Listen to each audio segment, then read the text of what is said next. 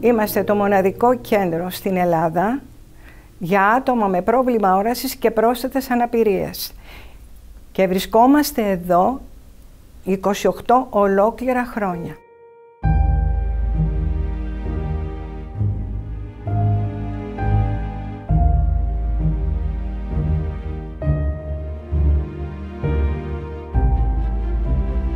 Χρόνια δύσκολα, χρόνια με πολλά προβλήματα, γιατί οι εγκαταστάσεις δεν κάλυπταν τις ανάγκες των παιδιών μας.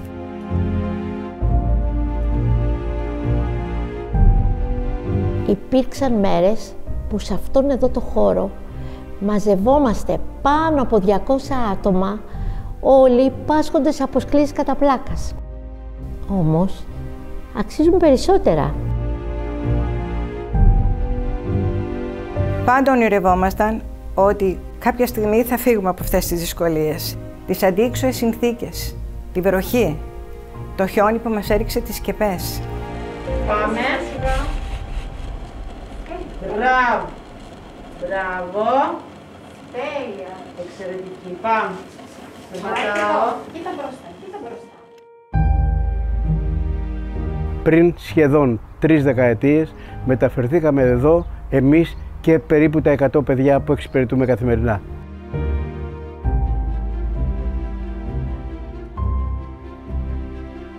Οι εγκαταστάσεις δεν ήταν για τα παιδιά μας και παρά τον αγώνα που έχουμε κάνει, εξακολουθούν να μην είναι κατάλληλες για τα παιδιά. Πολλές φορές τα παιδιά μας λένε και τι θα γίνει, πού θα πάμε, τι θα κάνουμε και τους απαντάμε, μην ανησυχείτε, θα πάμε κάπου καλύτερα.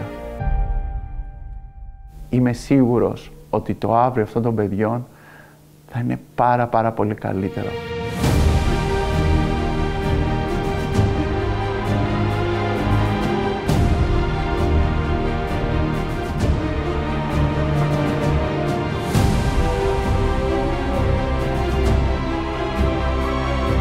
Η Λάμδα δημιουργεί στο ελληνικό την πόλη του μέλλοντος. Μια πόλη που φροντίζει να ανταποκρίνεται στις ανάγκες των ατόμων με αναπηρία. Γι' αυτό το λόγο έχει ιδιαίτερο συμβολισμό και σημασία για εμάς ότι το πρώτο κτίριο στο ελληνικό θα είναι το κτίριο των ΑΜΕΑ.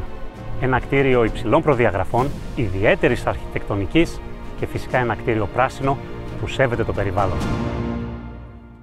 Το οικόπεδο στο οποίο θα αναγερθεί το κτηριακό συγκρότημα έχει έκταση 7.500 τετραγωνικά μέτρα, έχει πρόσωπο σε παράδρομο της Βουλιαγμένης και απέχει μόλις 200 μέτρα από το σταθμό μετρό της Αργυρούπολης. Οι 4 βασικοί άξονες στους οποίους βασίστηκε ο σχεδιασμός του κτηρίου είναι η φροντίδα, η εκπαίδευση, η κοινωνικοποίηση και η συμμετοχή στις συλλογικές δράσεις. Το στίχημα για τους μελετητές δεν ήταν να δημιουργήσουν ένα ωραίο απομονωμένο κτίριο, αλλά η δημιουργία ενός κτηρίου ενταγμένο στο κοινωνικό ιστό που θα ενθαρρύνει τις κοινωνικές δράσεις των παιδιών. Για εμένα το σημαντικό είναι ότι ο ιδιώτης θέλει τις δομές αυτές εδώ. Ξέρετε, το έχω σκεφτεί πολλές φορές. Θα μπορούσε να είναι πολύ εύκολο να χρηματοδοτήσει την μεταφορά των δομών αναπηρίας, έτσι ώστε να γίνουν πολύ καλές, μοντέρνες δομές αναπηρίας εκτός. Το σημαντικό είναι ότι είναι εντός. Η αναπηρία όχι μόνο χωρά, αλλά πρωτοστατεί στην ανάπτυξη. Και αυτός ο συμβολισμός ότι είναι εδώ, στο ελληνικό, και οι πρώτες δομές που ανοίγουν, είναι για εμάς ο μεγαλύτερος δυνατός. Περισσότερο από το 50% της έκτασης αφιερώνεται στο πράσινο. Θα φυτευθούν 12.000 νέα φυτά, εκ των οποίων 140 υψηλά δέντρα της ελληνικής χλωρίδας. Η κήπη θα είναι διαδραστική.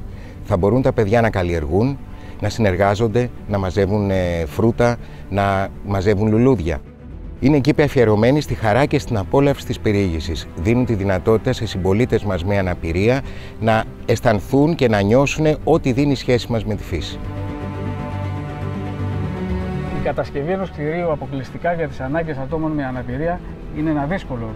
Άλλωστε υπάρχουν ελάχιστα αντίστοιχα έργα στην Ευρώπη και στον κόσμο. Είναι ένα έργο καινοτόμο και πρωτοπόρο. Ξεκινάμε αυτό το έργο με πάθος, γιατί τελικά είναι κάτι που όλοι οφείλουμε στους ανθρώπους και ειδικά στα παιδιά με αναπηρία. Περιμένουμε να ανοίξουν οι δομές αυτές στο ελληνικό. Περιμένουμε έτσι ώστε να δούμε τα πρόσωπα των παιδιών που ξέρουμε, του Νίκου, της Αλίκης, του Ανδρέα, να μπορούν να χαρούν τον καινούριο τους χώρο και να νιώθουν και οι ίδιοι ότι δεν είναι στο περιθώριο της ανάπτυξης, αλλά στο επίκεντρο αυτής.